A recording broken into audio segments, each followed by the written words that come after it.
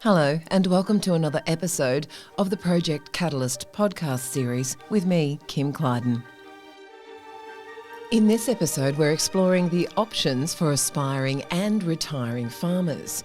Succession remains a hot topic, with the average age of an Australian farmer remaining at around 59 to 60. Until recently, the only option for a farmer without a successor is to sell. Lawrence DeBella continues the farming legacy of his forefathers and has children engaged in the family business. Thanks to Cultivate Farms and funding from the Great Barrier Reef Foundation, he's been able to develop a program that provides options. Lawrence, how important is it for Australia to continue farming into the future? It's very important. What are we going to do with this land? That's probably the first thing, and we've got food and fibre. We need that to survive. So agriculture is really important to our country. It also brings in income to our country, but keeps rural communities like Ingham here alive. And for every farmer, we have 7 people roughly who live based on that income that's circulating in their regional community. Sam Marwood, who's the founder of Cultivate Farms, him and I a couple of years ago had a chat about how could we get succession happening in our industry. We paired up, we put up a project together. It's a bit like speed dating. You match a farmer who's ready to finish their farming career and match them up with someone who wants to be a farmer or has the opportunity, and it may not be always family. In Hayden's case, we've been able to pick up a farm from an elderly farmer who's done a great job managing his farm over the years, and he now wants to retire. He rang us and said, "Hey, Lawrence, can you bring your son over? It's time for me to finish farming. Let's have a chat." He was leasing land off Wilmar, so we've leased his farming land and we've leased land off Wilmar as well. So it's a good partnership and it's been quite successful. We've got a number of matches now in the region, which is great. Ian Davies has experienced the sugar industry through his position as General Manager of Agriculture at Wilmar Sugar Australia over the past 15 years. In 2014, Wilmar set out to increase supply and improve productivity, which led to a lot of research and development investment to understand harvesting losses and the use of mill byproducts. How successful has that been? The mud and ash one's been pretty exciting actually, because we've been able to establish how to use mud and ash at low rates to get increased yields and increased returns to growers. And also the benefit there is as we're getting increased yields, we're also decreasing the amount of nitrogen that's going out to the reef as well. The type of farms that we buy are usually farms that are fairly run down, low productivity, and we then go about improving those farms. So we had a growth spurt from 2005 to 2014. I guess we've got an area of land now that we're quite happy with, and now we're looking at how to improve the productivity on that area. So we've gone into a lot of technological type improvements. We use Trimble Ag software to monitor everything that we do, so everything's GPSed. We've got our own EM321 dual machine that allows us to map paddocks and to variably applicate like lime and gypsum, etc. So our focus nowadays is on improving productivity on our farms. You mentioned you've got quite a lot of farms. Just how many does Wilmar manage? I don't know about the number, but area-wise we lease in and we lease out. So we've got farms that we own ourselves, and quite often we've had growers come to us and say, "Would you mind leasing my farm? I can't run it anymore." We've got quite a few. We've got a couple of those. The total area that we're farming right now is about 7,100 hectares. And there's other farms that we lease out to growers, and in those farms we normally try and focus on the next generation of people that are coming along. So, why is that important to ensure that you have someone to continue the farming tradition here in Australia? I think the future of farming is about technology, so it really needs a young person at the helm to drive that thinking and that implementation. So, what are some of the challenges in encouraging young people particularly to take up farming?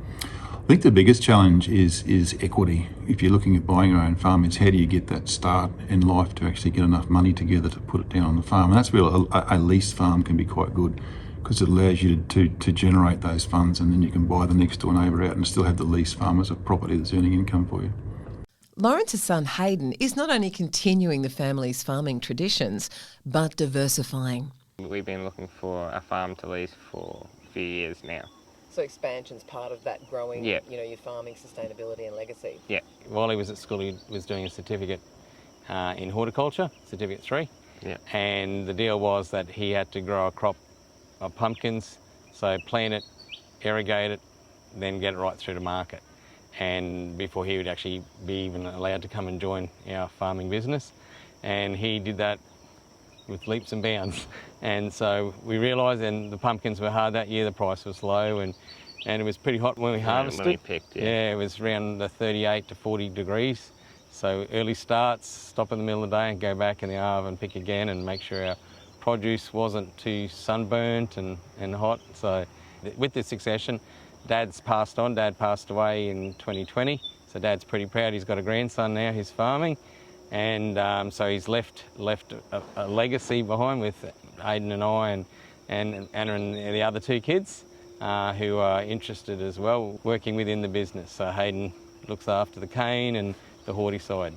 So Hayden, what does a day look like for you? You get up early in the morning, but when you're not on television or doing interviews... So have rotational cropping and cover cropping with mixed species legumes. So we rotate, normally we come out of cane first round, so it's normally about June. So June we'll cut cane, we'll put pumpkins in. Pumpkins go for about 4 to 5 months. And then normally by the end of that year we'll put before about the first week of December we normally plant sweet potatoes, and then they go 6 months. So they'll be ready about June then the following year, and then we normally go back into cane once we're finished. Your dad's been into rotational crops for a while. How does it work in relation to rotating through those fields and managing all those nutrient requirements? Food crops normally need a lot more trace elements than what cane does. We use high rates of potassium and calcium to build the cell walls of the potato plant. We've got a new variety called unviable. It's a red skin gold inside. We've also got 2 new red varieties that are red skin white inside, and they're Northern Star and Murasaki. I was growing the old Kent special variety, and then I ended up finding a new Kent variety called Coventry. Coventry is a much larger pumpkin, and it's actually more full of flesh. It's much a heavier piece of produce. How much land do you have here in these two blocks? There's 170 acres. Yep. 170 total? 170 acres total. It's 30 acres here, and then the rest is over on the other farm. Logistically, having them side by side is great, but are there any divisions and difficulties or challenges getting farming equipment to harvest and plant? It's probably bringing the equipment from home, some of the wide equipment, and bringing it from our home farm to this farm. So we've had to think of things like trailers and water tanks that go on vehicles so we can move things around. So yeah, Hayden's been the one who's been the brains ticking and thinking about what to do there. So you maybe explain what we do with water now. We cart water on our vehicle, and we've got a truck. A 1,000 litre tank that we put on the back of a ute, and we can fill it with water, and it's got a pump, so we just take wherever we want to. So if we're spraying over there, we can drop the water up to there, load it up, and then move around wherever we need to go. The sewage treatment plant has a tertiary filtering system where they put it through a series of ponds and wetlands, and yet use nature basically to break it down, and then they release it through this drain through the farm. Hayden and I have thought about what we're going to do with this is we'll actually recycle that water and we'll actually use it. So this block that we've leased off Wilmar, we've got it on grade that it'll actually flow down to a cross drain and then recycle back. Wow. So we can actually recycle and use the water on this farm. This ridge gets a bit dry at times. It's a sandier ridge, so it gets fairly dry. On our home farm, Hayden's got the irrigation there. It's been a challenge irrigating at times with pumps breaking down, and recently piston blew up in a pump. And we had a pump go underwater as well in a flooding event. So that's been a challenge. So yeah, so we're using the water efficiently, and as said, with the sewage treatment water, we're actually using that on farm to actually grow a bigger crop and manage some of those dry periods when it does get dry. You've actually done quite a bit of work to this block, I understand. Yeah, there's still cane in some places, so we actually mulched the cane down, and we sprayed it out. Sprayed the cane out, mulched it down. Just did a few times, and it decided to rain, so it was too wet again, and then we wait for it to dry up, and then we finally lasered it and deep ripped it and planted it. So how do you think the crop looks now? The crop in this paddock actually looks really good. The plant can come up really nice. We're going to be doing cover crops here as well, so we're going to put mixed species cover crops, and to manage compaction we're going to go to a wider row spacing than what's existing. Lawrence, as far as sustainability goes, and particularly when you're looking at generational farming, is this enough, or have you got other plans to grow even further? It'll depend on what the family wants to do. As I said, we've got younger sister to Hayden who's now got an interest in farming as well. So she's only 14, so we're going to see what happens there. That's because she saw him on telly. No, she probably has more of an interest in the grazing pasture production, and she's got an interest in our seed business as well. So what we're doing there, so she's starting to understand what pasture goes out, because we do pasture in part of that business as well. So she's going to diversify your business into cattle? Probably. Wow. She wants cows now, and she's actually doing some work experience on a cattle property.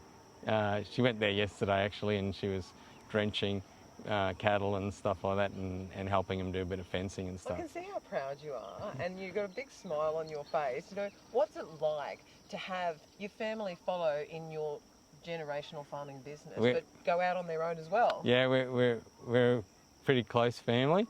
So Hayden's our farmer already. Nicholas is our engineer, so he's off probably to uni next year or doing something, and he builds all our farm machinery. So he's very handy with the welder, and he helps Hayden design all the new machinery. And last weekend they were in the shed together building our new ripper for our mounder. And as I said, Gemma's on the farm starting to learn and understand, and she helps Mum in the seed business because Anna runs the seed business. So yeah, it's a family business, that's what we do. And I work off farm. So it's pretty much at the moment it's Anna and Hayden running the farm together, and I come in on weekends, and that's my holiday, is come back to the farm and do some work with Hayden and get our farming operation. We'll see where it takes us from there. Hayden, you were thrilled, I remember, with your new equipment that you had on farm when we did the first video with you. Yep. What else have you got there now? I've got a new sweet potato picker. I can't remember if I had that last time you were there. No, you didn't, and we got pumpkin pickers. I think I had the pumpkin pickers, and I've upgraded the washing plant as well. Wow. And we've got on our mounder. And we've got a new ripper leg in our bed renovating mounder system with our beam planter on top. So that's something you and your brother worked on together? Yeah. It must make work a lot easier though when you've got those implements. Yeah, it makes saves a lot of time and a lot of passes in the soil, so you just don't have to travel back over the same area as many times. Part of productivity, isn't it? Yeah. Hayden is quickly learning that consumers prefer the way the produce looks over taste, but the future is much more complicated according to Lawrence.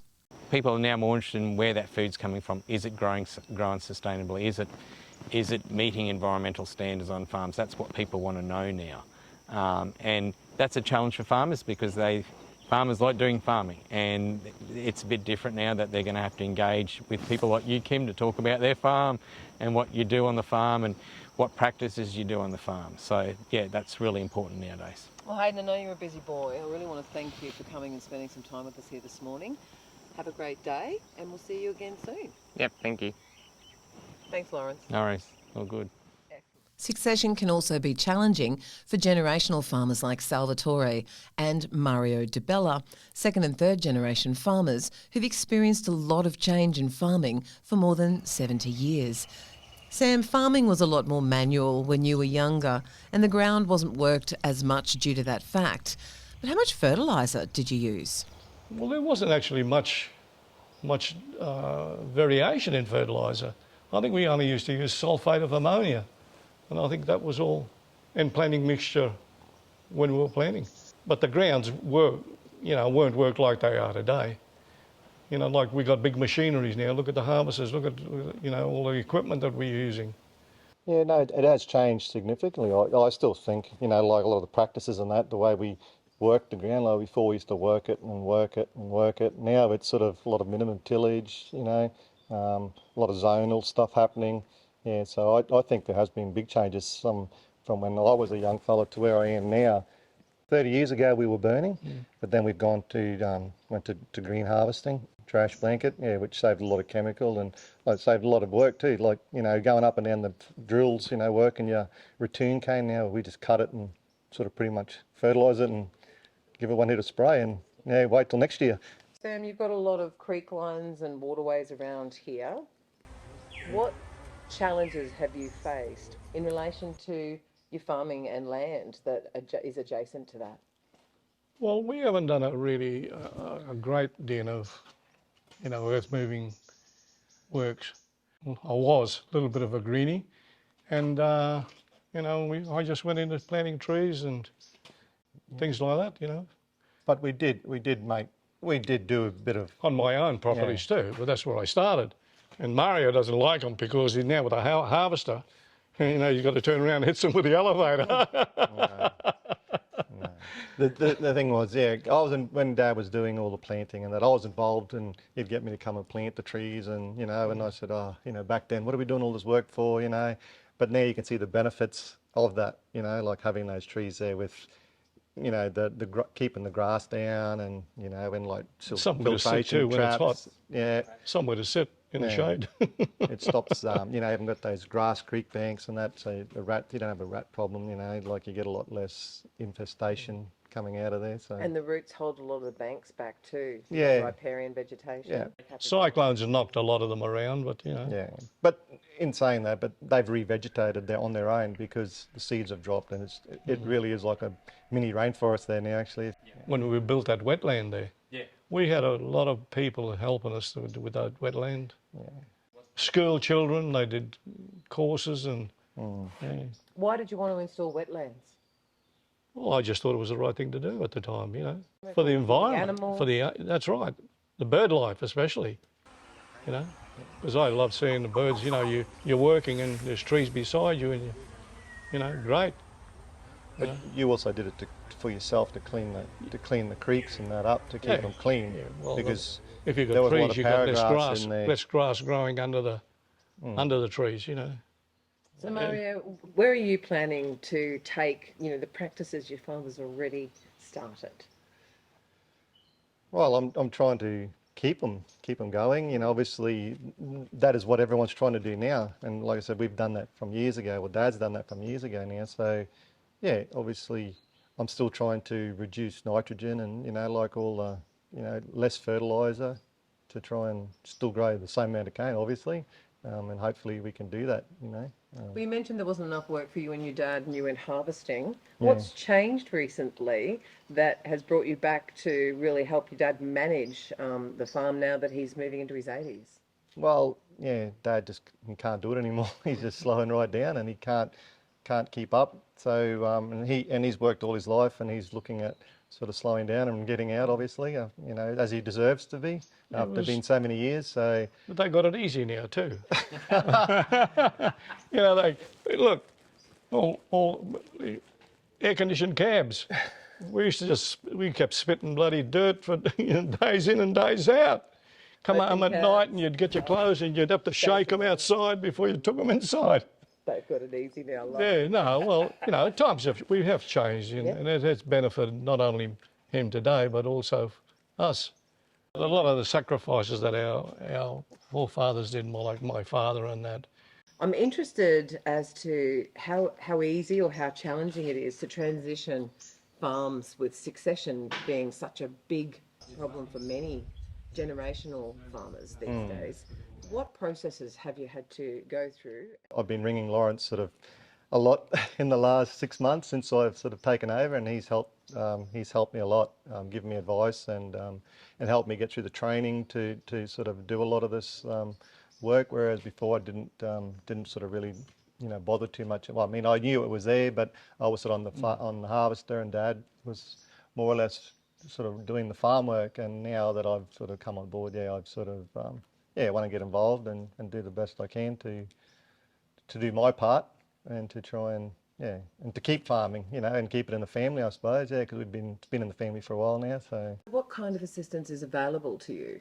There's fertiliser management plans that they do up, so nutrient management plans, which they're helping me through at the moment. There's also chemical, what to spray, you know, and how much, what's allowed to be used on the farm. So yeah, just all the planning and stuff. Yeah. So Dad has been doing a quite good job of that, but I'm just trying to see if I can do it better and to try and save cost as well. Do you have children? Are you looking to pass on to another generation?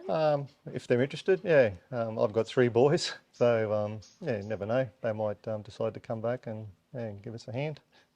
They do help on weekends and stuff when they do come back if we're planting. How long do you think it's going to take for you to see an improvement in your farming and in your yield or productivity? I hopefully, like in the cost saving side of things, I'm hoping that I can just keep up my productivity. And biggest thing is saving money, like the less expenses I got, but also get the same yield and the same return. We harvest on average about 12,500 tonne. Obviously weather plays a big part in that. Yeah, just less work as well. Like I'm, with all the zonal stuff and and better fallow management, just with beans and less work. Sam said you got it easy enough as it is. What are you doing, Mario? Well, times have changed. They have. Yeah, really have. Yeah. So, are you proud to see your son sort of coming on and taking over the baton? Yeah, well, I only now come to work when I feel like it. I've enjoyed it. It's been my life. Like I said to him, I said, don't tell me not to come, because that's a no-no. I said, I still like to come and see what's going on and still have a little bit of an interest, How many children do you have? Oh, 2 boys, 2 girls. Okay. And are you the only one on farm, Mario? yeah. Interesting. And the other one's a, what would you call him, Mario? What is he? He's an actuary in Brisbane. He's an actuary. So he's brains of the family. He's older, yeah. I'm the youngest. He's the oldest of the family. I'm the youngest in the family, so.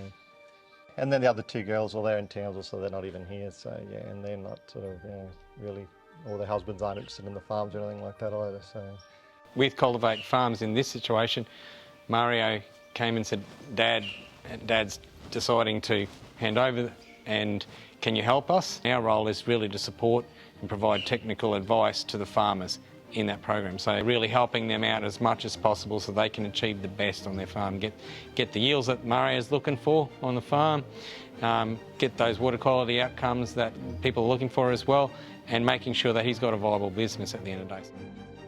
Thank you for listening to the Project Catalyst podcast, also available as a vodcast on our YouTube channel. You've been listening to Lawrence and Hayden DeBella, Ian Davies from Wilmar, Sam and Mario DeBella, all speaking about succession with me, Kim Clyden.